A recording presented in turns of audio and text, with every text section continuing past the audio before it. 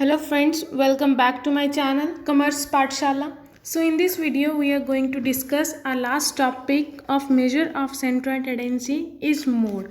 So let's start.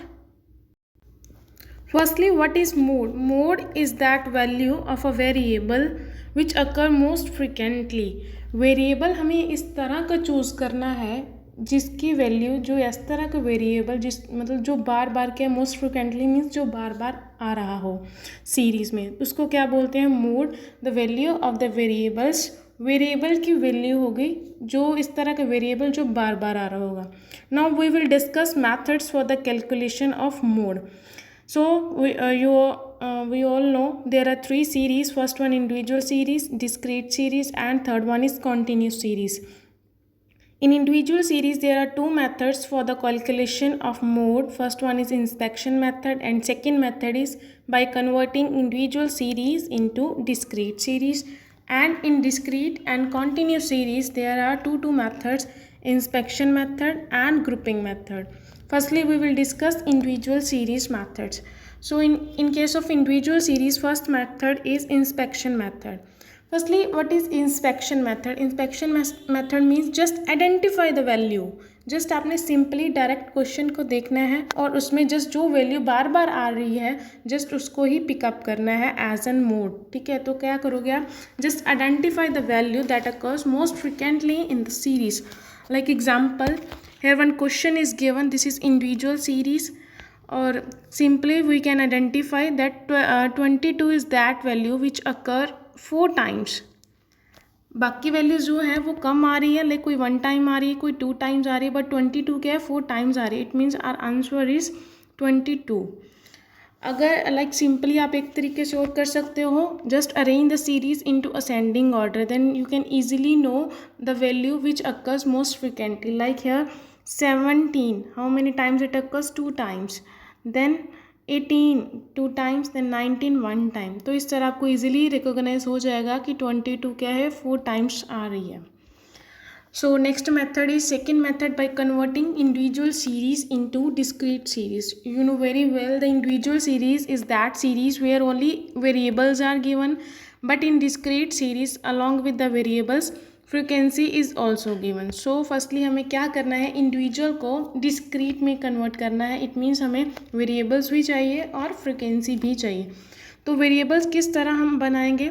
From the individual series. जो individual series में आपको वैल्यूज़ दी गई हैं इसी यही आपकी क्या है वेरिएबल्स बन जाते हैं. लाइक स्मॉलेस्ट वैल्यू क्या है 17 और मैक्सिमम आपकी 24.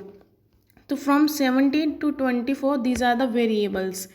और now frequency. Frequency means how many times that variable occur, कि लाइक 17 है वो कितने टाइम्स आ रहा है इस सीरीज़ में? 2 टाइम्स.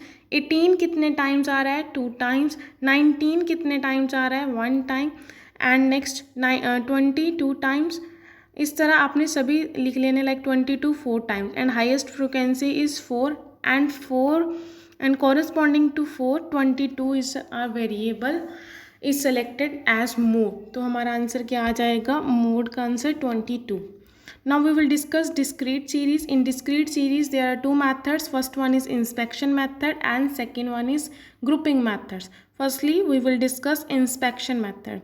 इंस्पेक्शन मेथड सेम वैसे ही जैसे अभी हमने सेकेंड मेथड किया इंडिविजुअल का, उसमें हमने कन्वर्ट किया था इनटू डिस्क्रीट सीरीज़ में. Here discrete series is already given, तो आपको यहाँ पे कुछ एक्स्ट्रा करने की ज़रूरत नहीं है. Just pick up the highest frequency. Like here 10 is the highest frequency and corresponding to 10 variable is 140. So here answer is 140. Now next method is grouping method. This is very important method. Grouping method, in this method we have to construct two tables. First one is grouping table and second one is analysis table. So firstly we will discuss how to construct grouping table. तो firstly आपने क्या करना है? just same आपको as it is लिखनी है variables and frequency. तो यहाँ पे हम टोटल कॉलम 6 कॉलम बनाएंगे और फ्रिक्वेंसी जो आपको ऑलरेडी गिवन है उसको हम नाम देंगे फर्स्ट कॉलम. क्लियर? तो हमने रेस्ट 5 कॉलम को फाइंड आउट करना है. First column it means frequency is already given. तो लास्ट वाले 5 कॉलम्स किस तरह बनाने? Firstly we will discuss second column. In second column here I have written 1 + 2. 1+2 means two values के आपको पेयर बनाने हैं, बट शुरुआत कहाँ से करनी है? From the very first frequency, जो नंबर फर्स्ट पे है। तो नंबर फर्स्ट फ्रीक्वेंसी क्या है? 2 4 8 10 5 4। इस तरह से आपको टू वैल्यूज़ के पेयर बनाने हैं। तो 2 + 4 6, 8 + 10 18, 5 + 4 9।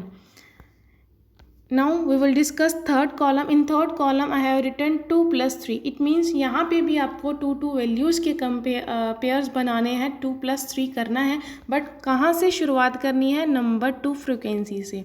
So here number 2 frequency is 4 + 8 10 + 5। इस तरह से 4 + 8 12 आ जाएगा आपका, 10 + 5 15।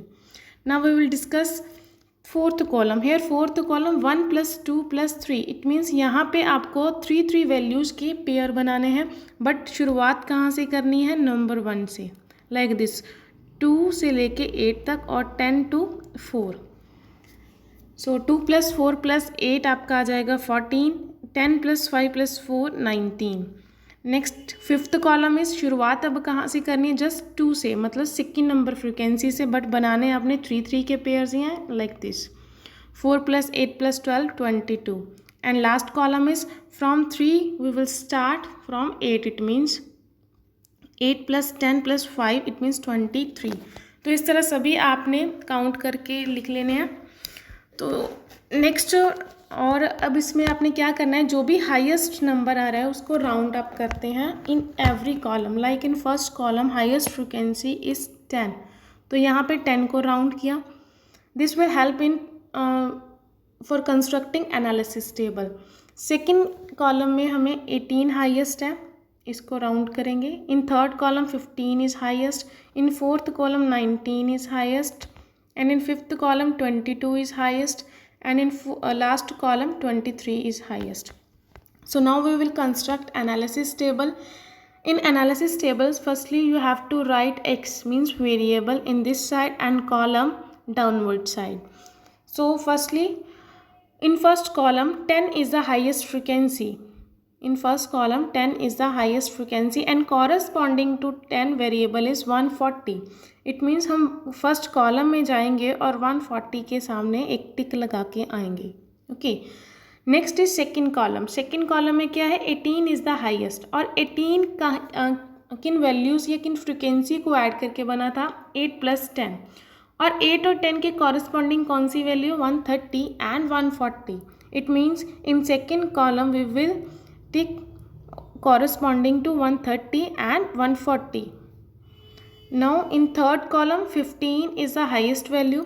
15 किन वैल्यू को ऐड करके बना था? 10 + 5, और 10 के कॉरस्पॉन्डिंग 140 एंड 5 के corresponding 150 is the value. So third column में हम 140 और 150 के कॉरस्पॉन्डिंग एक टिक लगा के आएंगे।